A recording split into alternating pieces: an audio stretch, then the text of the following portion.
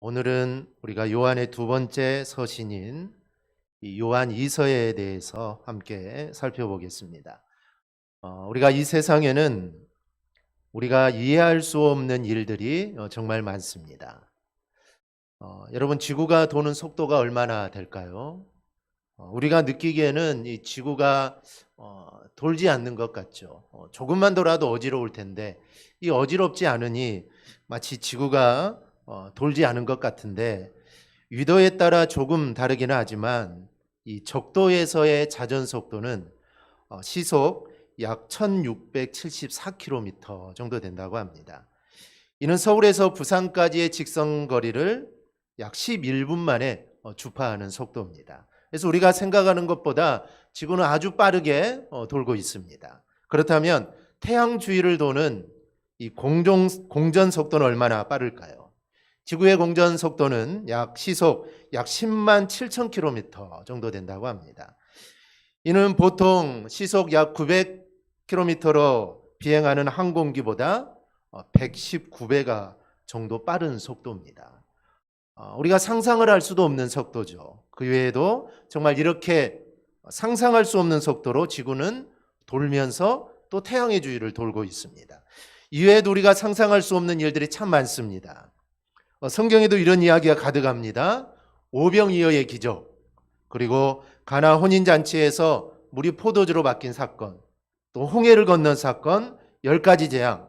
이거는 우리가 상상할 수도 없고 우리의 머리로는 도저히 이해할 수 없는 사건들입니다. 그런데 이런 사건들이 아주 성경에 가득합니다. 그리고 예수님이 하나님이시라는 사실, 그리고 하나님께서 인간의 육신을 입고 이 땅에 오셨다는 사실, 이 만화 같은 이야기라서 우리의 이성으로는 도저히 이해가 되지 않는 사건들입니다. 그런데 정말 이해가 되지 않는 사건이, 이러한 사건이 진짜인 이유는 그만큼 하나님께서 사람을 사랑하셨기 때문입니다. 즉, 이 모든 일들은 하나님이 우리를 사랑하시기에 이루어질 수 있는 일이죠.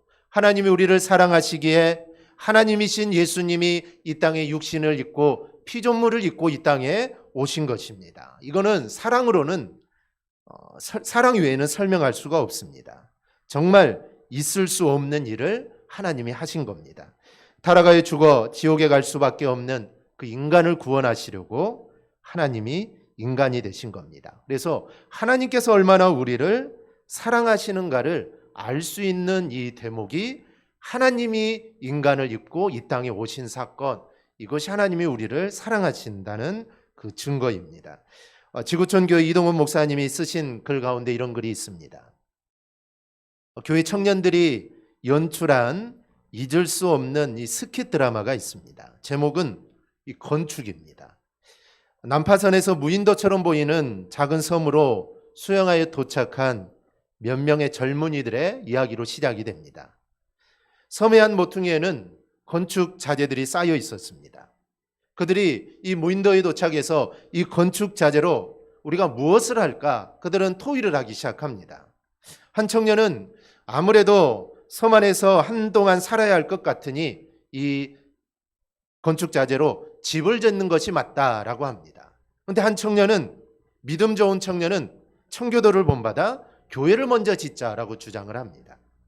그때 한 청년이 갑자기 조용히 하자고 하면서 여기서 가까운 곳에 섬이 또 하나 있는 것 같으니 만일 다른 섬 이웃들이 우리 섬을 쳐들어온다면 우리가 어떻게 되겠느냐? 그러니 건축 자재를 가지고 섬 둘레에 담을 쌓자라고 제안을 합니다. 그래서 마침내 그들은 담을 쌓는 공사에 착수를 합니다. 공사 중에 웬 낯선 청년이 이 섬에 수영을 해서 들어옵니다. 그래서 사람들이 그를 붙잡죠. 그리고 너는 누구냐라고 묻자 이 청년이 아주 기가 막힌 듯이 그들을 바라보며 이렇게 말을 합니다. 나는 이 섬과 저 섬을 함께 소유한 주인 추장의 아들이요. 이 건축 자재는 내가 내 아버지의 허락을 받아 이 두 섬 사이에 다리를 놓으려고 내가 준비해 놓은 것인데 당신들은 다리 대신 담을 쌓고 있군요 라고 말을 합니다. 그래서 청년들이 야, 저놈이 수상하다, 저놈을 죽여라 라고 말을 합니다.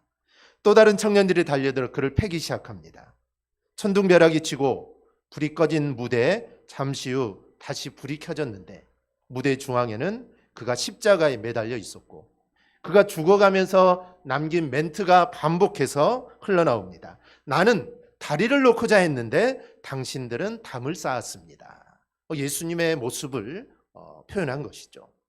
예수님이 이 땅에 인간의 몸을 입고 이 땅에 오신 것을 신학적으로 성육신이라고 합니다. 예수님은 사람의 죄를 지어 하나님과의 관계가 끊어지자 하나님과 인간 사이에 막힌 담을 헐고 그리고 사람들이 하나님 앞에 나아갈 수 있도록 하기 위해 주님이 이 땅에 오신 겁니다. 에베소서 2장 13절 14절은 이제는 전에 멀리 있던 너희가 그리스도 예수 안에서 그리스도의 피로 가까워졌느니라. 그런 우리의 화평이신지라. 둘로 하나를 만드사 원수된 것 곧 중간에 막힌 담을 자기 육체로 하시고 즉 주님은 이를 이루기 위해 이 땅에 오신 겁니다. 그러면 이 예수님은 어떤 분입니까? 요한복음 1장을 보면 말씀으로 천지를 창조하신 분이 계시는데 그분이 바로 예수님이라고 말씀을 합니다. 이 말은 바로 천지를 창조하신 하나님이 바로 예수님이시라는 뜻이죠. 요한복음에서 설명하는 대로 원래 예수님은 하나님이셨습니다. 그 하나님이셨던 예수님은 인간의 몸을 입고 이 땅에 오신 겁니다. 이 사실을 마태복음 1장 20절 21절에서 이렇게 말합니다. 다윗의 자손 요셉아 내 아내 마리아 데려오기를 무서워하지 말라. 그에게 잉태된 자는 성령으로 된 것이라. 아들을 낳으리니 이름을 예수라 하라. 이는 그가 자기 백성을 그들의 죄에서 구원할 자이심이라. 그리고 23절에도 이렇게 말합니다. 우리 23절 함께 봅니다. 보라 처녀가 잉태하여 아들을 낳을 것이요 그의 이름은 임마누엘이라 하리라 하셨으니 이를 번역한즉 하나님이 우리와 함께 계시다 함이라. 아멘. 이렇게 예수님은 오래전부터 예언된 대로 하나님이신 자신이 인간의 몸을 입고 이 땅에 오셨습니다. 이 땅에 인간의 몸을 입고 이 땅에 오신 예수님이 하나님의 아들이라는 사실을 성경 곳곳에서는 우리에게 증거합니다. 그 중에 하나가 마태복음 3장 16절 17절입니다. 예수께서 세례를 받으시고 곧 물에서 올라오실새 하늘이 열리고 하나님의 성령이 비둘기같이 내려 자기 위에 임하심을 보시더니 하늘로부터 소리가 있어 말씀하시되 이는 내 사랑하는 아들이요 내 기뻐하는 자라 하시니라. 하나님이 친히 말씀하셨습니다. 이는 내 사랑하는 아들이다라는 것이죠. 정리하면 원래 하나님이셨던 예수님은 하나님과 인간 사이에 막힌 담이 있는데 그 담을 허시기 위해 이 땅에 인간의 몸을 입고 오신 겁니다. 사람의 몸을 입고 오신 이유는 사람이 죄를 지었기 때문에 그 죄값을 치르려면 사람이 죽어야 합니다. 사람이 죄를 지었으니 사람이 죄값을 치러야 되겠죠. 내가 죄를 지으면 내가 죄값을 치러야 합니다. 내가 죄를 지었는데 하나님이 무작정 용서해 줄 수 없는 겁니다. 그래서 내가 인간이 죄를 지었으니 인간이 그 죄를 사해야 되는데 그래서 하나님이신 예수님이 인간의 몸을 입고 이 땅에 오신 겁니다. 그래서 십자가에 죽으실 때 주님이 다 이루었다라고 말씀을 하십니다. 이 말씀은 죄값을 이제 다 갚았다라는 뜻입니다. 예수님이 십자가에 죽으시면서 사람들의 죄값을 다 갚았다라는 뜻입니다. 그래서 예수님께서 내 죄를 위해 죽으셨다는 이 사실을 믿는 사람은 죄 용서를 받는 겁니다. 예수님께서 십자가의 죽음으로 타락한 인류의 모든 죄를 사해 주셨기 때문입니다. 그래서 과거에 지은 죄도 사해 주시고 그리고 앞으로 지을 죄까지 다 사해 주신 것입니다. 예수 그리스도의 십자가의 피는 과거의 죄에만 효력을 발휘하는 것이 아니라 앞으로 지을 죄, 우리가 앞으로 짓고 회개하는 그 죄까지도 이미 다 효력을 다 발휘하게 되는 것입니다. 그런데 어떤 사람은 이런 말을 하죠. 예수님의 피가 얼마나 되기에 모든 사람의 죄를 다 갚을 수 있느냐. 내가 죄를 지으면 그 죄값에 대한 벌을 받죠. 또 죄를 지으면 또 벌을 받아야 되는 것입니다. 그런데 예수님의 피가 얼마나 많기에 모든 사람의 죄를 다 갚을 수 있다는 것이죠. 이 맞는 말입니다. 예수님이 그냥 한 사람의 자연인이라면 그 피값으로는 자기 자신의 죄값만큼 갚을 수가 없습니다. 그런데 예수님은 완전한 인간이면서 완전한 하나님이십니다. 즉 죄가 없으신 하나님이시죠. 그래서 이 말은 하나님은 전능하신 분이라는 겁니다. 이 보통 사람 같으면 죄값을 갚을 수 없지만 예수님은 사람인 동시에 하나님이기 때문에 그의 피값으로 모든 사람의 죄를 사할 수 있는 겁니다. 이렇게 예수님은 원래 하나님이셨지만 인간의 몸을 입고 이 땅에 오신 분입니다. 그런데 문제는 지금이나 예전이나 이러한 예수님의 사역을 부정하는 사람들이 있습니다. 예수님은 하나님이 아니라는 겁니다. 아니면 예수님은 인간이 아니라는 것이죠. 이 두 가지를 다 인정해야 되는데 예나 지금이나 한 가지를 부정하는 이런 이단들이 참 많습니다. 그래서 예수님을 부정하는 이런 사람들을 너희는 경계하라. 이런 이유로 쓰여진 서신이 바로 요한 2서입니다. 요한 2서의 헬라어 명칭은 이오안누 베타인데 이 베타는 두 번째라는 뜻입니다. 헬라어는 알파, 베타, 덴마 이렇게 오미크론 우리 할 때 알파, 베타 이렇게 가죠. 오미크론까지 왔는데 이게 헬라어에서 따온 겁니다. 그래서 베타라는 것은 두 번째 숫자 2를 뜻하는데 그래서 이거는 요한의 두 번째 편지다라는 그런 뜻입니다. 요한이서를 기록한 사람은 사도 요한입니다. 요한이서에서 사도 요한은 자신의 이름 대신 이 장로라는 이름을 사용합니다.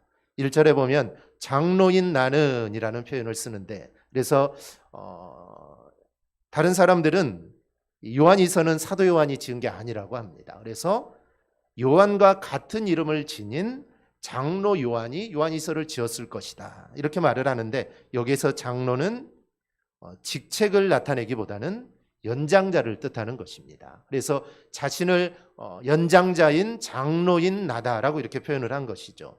요한이서는 에베소에서 기록이 되었고 주 90년에서 95년경에 사도 요한이 기록을 합니다. 사도 요한이 요한이서를 기록할 당시 상황은 예수 그리스도의 성육신을 부인하는 영주주의의 공격이 있었습니다. 영주주의는 예수님의 성육신을 부인합니다. 그리고 그 당시 도미티아누스의 황제의 박해가 있었던 때입니다. 이 도미티아누스의 황제는 로마의 박해 중에서 어찌 보면 가장 박해가 심했던 황제입니다. 바로 그 시기에 사도 요한이 요한이서를 기록을 하게 됩니다. 지금은 그렇지 않지만 이 복음이 증거되기 시작했던 1세기에는 바울처럼 순회하는 선교사들이 많았습니다. 그래서 지역을 순회하면서 복음을 전하고 또 사도 바울처럼 또 교회를 세우고 그리고 교회가 안정이 되면 또 다른 지역으로 이동을 하고 이렇게 순회하면서 이렇게 선교하는 그런 선교사들이 많았습니다. 그래서 성도들은 그 같은 선교사들이 자기 마을에 오면은 자기 집에 맞아들이기도 하고 또 음식을 제공하기도 하고 또 잠잘 수 있는 처소도 제공하고 또 선교하는 데 필요한 물품 이런 장비를 마련해서 제공을 해줍니다. 그러면 그런 것들을 받아서 또 선교를 또 한 것이죠.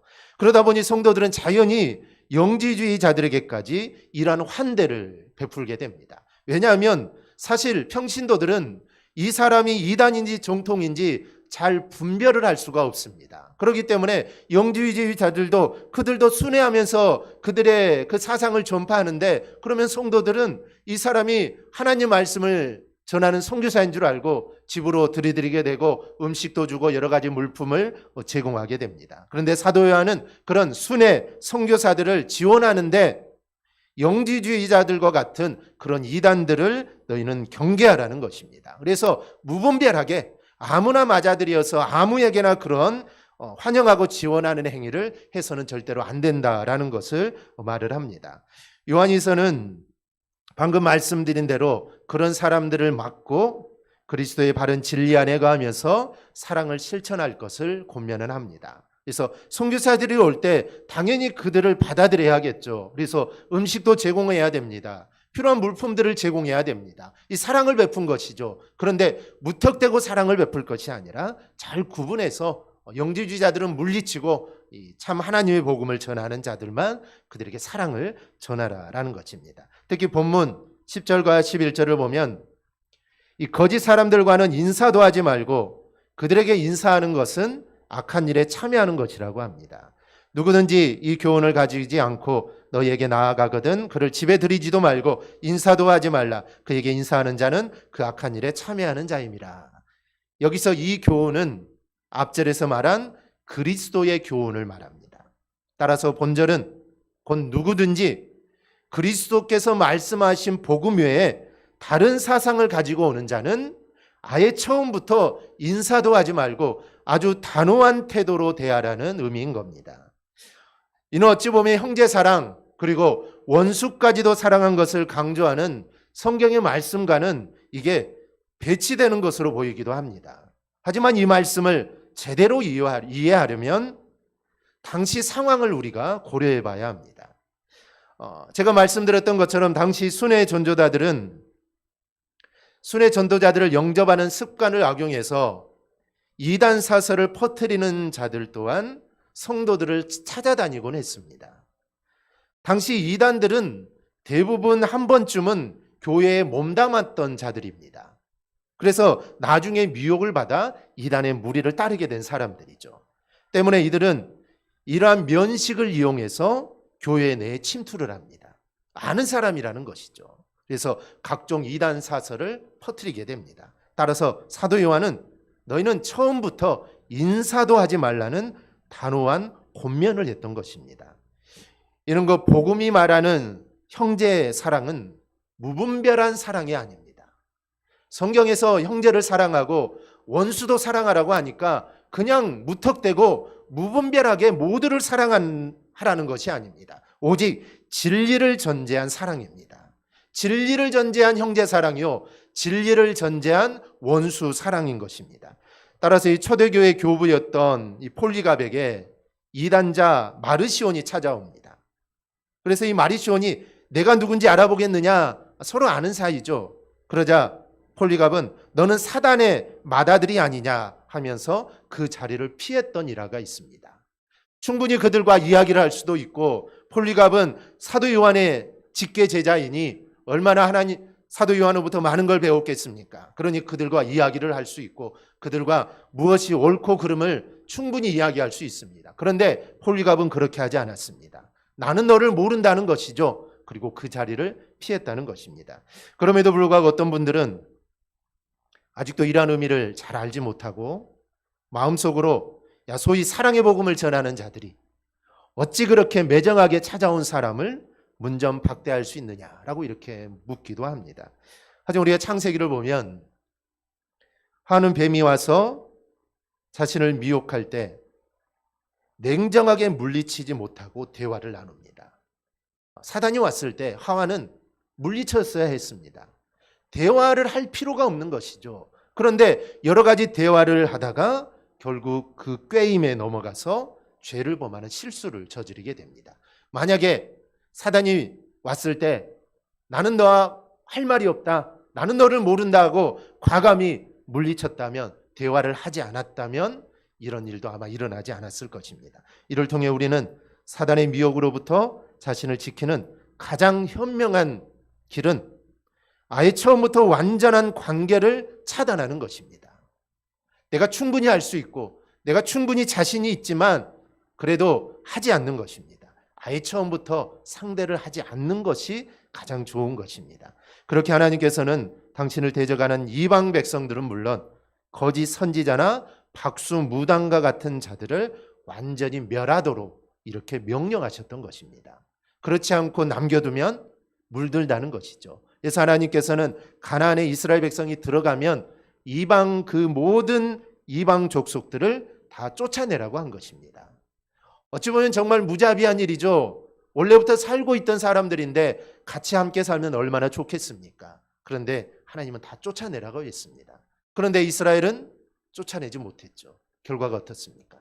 그들이 섬기는 우상들을 섬기게 된 것이라는 것이죠. 만약에 다 쫓아냈다면, 한 명도 남겨두지 않고 다 쫓아냈다면 아마 그런 일들은 더 시간이 많이 있은 후에 일어나게 되었을 것입니다. 그러므로 우리는 항상 하나님의 명령대로 이웃과 형제를 사랑하되 심지어 원수까지 사랑하되 복음의 진리를 회방하고 하나님을 대적하는 자들에 대해서는 이렇게 단호한 태도로 물리치는 그런 엄격함이 우리 안에 있어야 합니다. 내가 아는 사람이라고, 나에게 친한 사람이라고, 그래서 받아들이고 이야기하고 그래서는 절대로 안 된다는 것입니다. 잘못했다가는 나도 그 사상에 물들 수가 있습니다. 요한일서의 내용을 좀 보면은 1절에서 6절은 성도가 어떻게 살 것인가, 그 핵심 요절은 6절에 하나님의 계명 안에 거하라 라는 겁니다. 그리고 7절에 13절은 미혹자들은 거짓 교사인데 이 거짓 교사들을 멀리하라. 본문 5절을 보면 이 편지를 받는 사람이 부녀라고 언급을 합니다. 이 부녀가 실제로 부녀인지 아니면 교회를 그렇게 표현한 것인지는 분명하지 않습니다. 그러나 실제로 부녀이든지 아니면 교회를 상징적으로 그렇게 표현한 것이든지 거짓 교사들을 경계하며 사랑하며 살라는 것입니다. 그중 7절 말씀을 보면 미혹하는 자가 세상에 많이 나왔느니 이는 예수 그리스도께서 육체로 오심을 부인하는 자라. 이런 자가 미혹하는 자요 적 그리스도다라고 합니다. 여기서 미혹자는 영지주의자들인데 이들은 예수님의 육체로 오심을 부인합니다. 이들은 영은 선하고 육은 부정한데 메시아가 부정한 육체를 입고 이 땅에 오셨을 리가 만무하다는 것이죠. 그리고 한 걸음 더 나아가 육신은 어차피 부정하기에 마음대로 살아도 상관없다라는 것입니다. 이 죄를 조장하는 것이죠. 그래서 사도 요한은 말합니다. 미혹하는 자가 세상에 많이 나왔나니 이는 예수 그리스도께서 육체로 오심을 부인하는 자라. 언제나 이단들의 가르침은 교묘합니다. 그리고 이단들의 가르침은 매력적입니다. 흔한 이분법적인 사고를 가지고 있는 우리도 영은 선하고 육은 약하다라고 생각할 수 있습니다. 그런데 성경이 육을 악하다고 표현한 것은 그것이 죄를 짓는 도구이기 때문에 육이 악하다라고 하는 것입니다. 그럼 영은 죄를 짓지 않을까요? 영도 같이 죄를 짓습니다. 그러니까 영은 선하고 육은 악한 것이 아닙니다. 그리스도 밖에 있는 영과 육은 다 악합니다. 그래서 문제는 죄라는 것이죠. 육을 누가 만드셨습니까? 우리의 육신은 하나님이 만드셨습니다. 우리의 영혼도 누가 만드셨습니까? 우리의 영혼 또한 하나님께서 만들었습니다. 그때는 죄가 없었죠. 깨끗했습니다. 그런데 죄를 지어서 더러워진 것입니다. 그래서 우리가 분명히 알아야 할 것은 영은 깨끗하고 선하고 육은 더럽고 악한 것이 아닙니다. 그런데 사람들이 이런 말에 잘 속습니다. 그리고 육은 악하기에 어차피 깨끗해지지 못하니까 죄를 지어도 구원받는데 아무 지장이 없으니 그냥 마음대로 살라고 합니다. 이 얼마나 매력적입니까? 여러분, 내 마음대로 살면 얼마나 좋겠습니까? 그래도 구원받는 데는 아무런 지장이 없다고 한다면 내 마음대로 사는 게 얼마나 좋겠습니까? 세상에서 악한 일도 많이 하고 술도 마시고 담배도 피고 그냥 하고 싶은 거 다 하면서 사는데도 이 구원받는 데는 아무런 이상이 없다고 합니다. 그러니 그 당시 이게 얼마나 매력적입니까? 그래서 사람들이 그 유혹에 빠져들어갔던 것입니다. 지금은 좀 다르지만 그 당시에 하나님의 율법을 지키는 거 이거 얼마나 어려운 일입니까? 그러니 영지주의들의 이 속삭이면 너무나 매력적이었다는 것이죠. 주님 우리에게 영으로든 마음으로든 육신으로든 죄를 짓지 말라고 합니다. 우리의 영과 육이 다 구원받아야 하기 때문입니다. 그런데 이단들은 이런 사실을 교묘하게 변질을 시키고 그럴듯하게 이야기를 합니다. 그러나 이단은 그렇게 우리를 유혹해서 우리의 영혼을 빼앗고 마음을 빼앗고 재산을 빼앗아 우리를 망하게 합니다. 이단은 마귀의 하수인이요 그리스도를 반대하는 적 그리스도이기 때문입니다. 그러기에 우리는 속지 말아야 합니다. 그래서 본문에서 말하는 것처럼 이단들과는 인사도 말아야 합니다. 교류하지 말라는 것이죠. 아는 척해서는 안 됩니다. 정말 같이 신앙생활하고 내가 아는 사람, 정말 내가 친한 사람인데 어느 한순간에 이단에 빠져 있는 사람들이 종종 있습니다. 그렇다면 그런 사람에게는 오늘 성경 말씀은 인사도 하지 말라, 교류도 하지 말라. 그럼 뭘 해야 될까요? 기도해야 합니다. 기도해야 합니다. 성령이 그 마음을 정말 뒤집어 엎으셔서 그 잘못된 사상에서 돌아올 수 있게 해달라고 우리는 기도할 뿐입니다. 오직 우리는 서로 뜨겁게 사랑만 하여 이단들이 우리들을 보고 자신들이 속았다는 것을 스스로 깨닫고 돌아오게 해야 하는 겁니다. 이것이 요한 2서를 통해 우리에게 주시는 이 메시지입니다. 오늘 이 말씀을 우리가 마음에 새기고 우리를 유혹하는 이단으로부터 우리 자신을, 우리의 믿음을 굳건히 지켜나가는 우리 모두가 되기를 주님의 이름으로 축원합니다. 아멘. 기도하겠습니다.